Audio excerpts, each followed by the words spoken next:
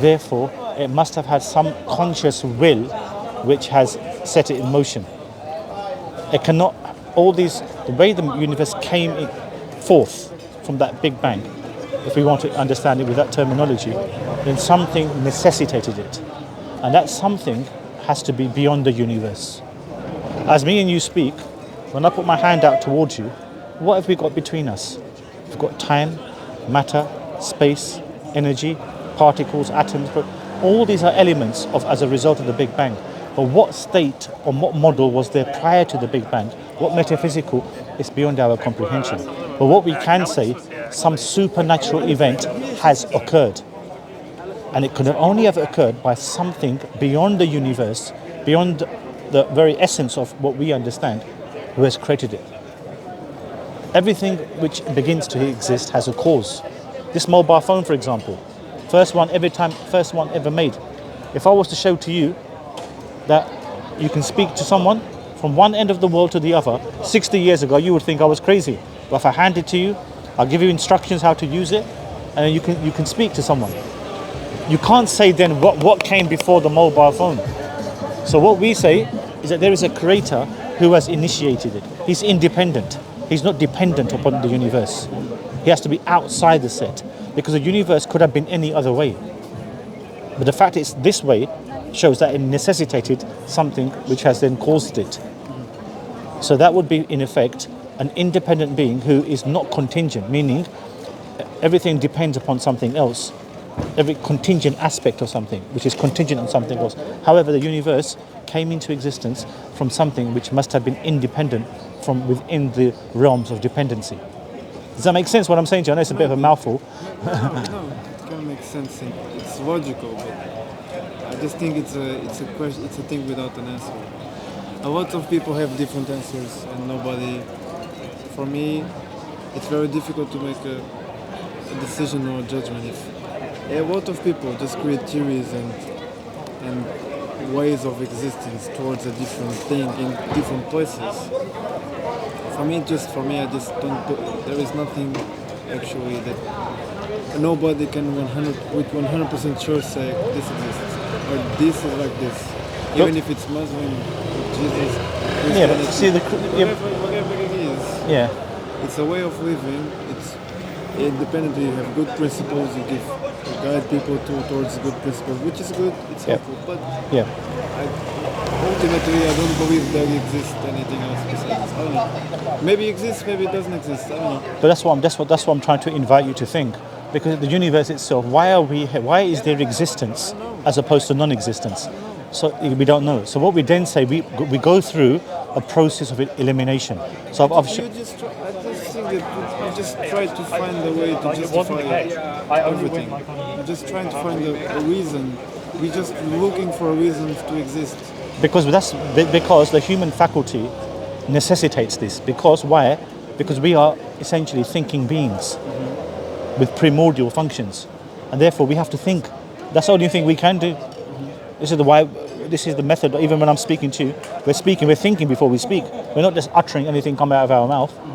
So what I'm saying to you, in effect, these are all necessary things. 100 years ago, neither myself nor yourself, we were here. In another 100 years' time, highly unlikely we'll be here. What is intermittently then sustaining everything?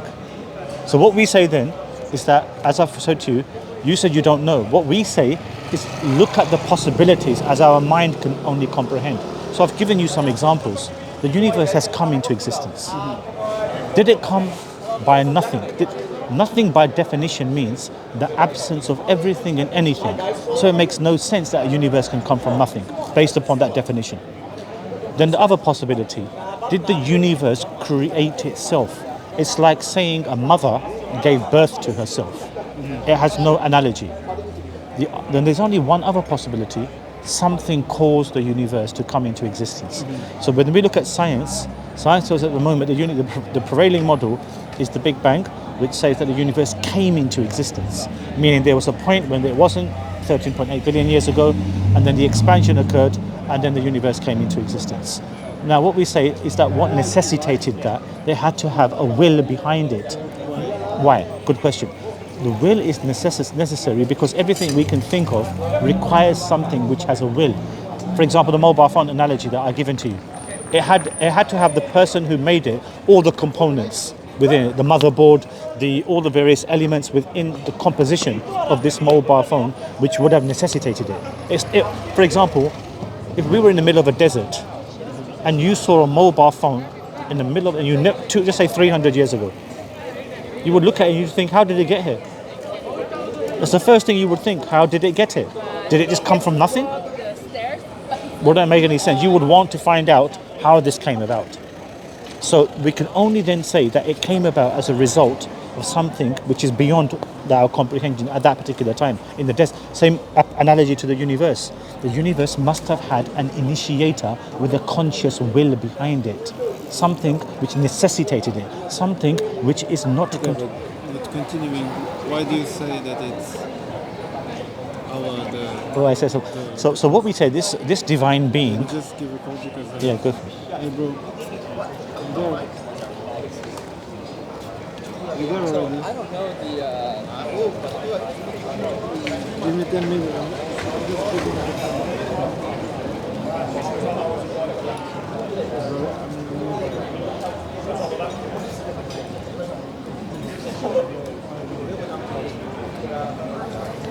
Just need to finish this. Yeah, sorry, I don't want to keep you. I mean, I'll be quick as I... Why do you think it's Allah that's created? Good question.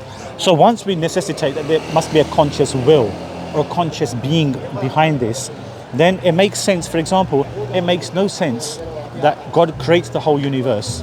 He creates his creation, but he doesn't give you any guidance. It makes no sense at all. Why? Because it necessitates that if we are a creation... Does it give guidance to wine or dogs? Pardon? Does it give guidance to ants or dogs? Well, no, because we are thinking beings, transient thinking beings. Why are animals or not? So Animals doesn't think. Yeah, animals. Well, I mean, we can't say they don't think. Obviously, if a car is going to come in front of an animal, the animal will observe and move out of the way. You see, so the animal, into some capacity, has got the ability to think. However, its cognitive functions are somewhat different to ours. So we are those who are responsible for our actions because we are created in a specific way with the ability to have free will and to necessitate good and evil, to differentiate between that. Why do you think that it must give us a path? Pardon? Because it makes no sense then that he's created us without purpose. It makes no, just simply creates us and simply says. But that's a possibility, no? I think it's just too remote. But it's a possibility. Well, you say I don't. I think it doesn't make sense. Again, that's it. I asked. That's my point. Yes. Nothing makes you cannot have show for it. You just guide all of your speech in effect, in the possibility that he might have an intention, and you don't know. We imagine that the intention is just nothing. You cannot have for sure, and everybody has their different way to view. I just view this is the main thing. You don't know. Yeah. So what I say to that, in essence, it's easier to believe in something. Yes. It's good.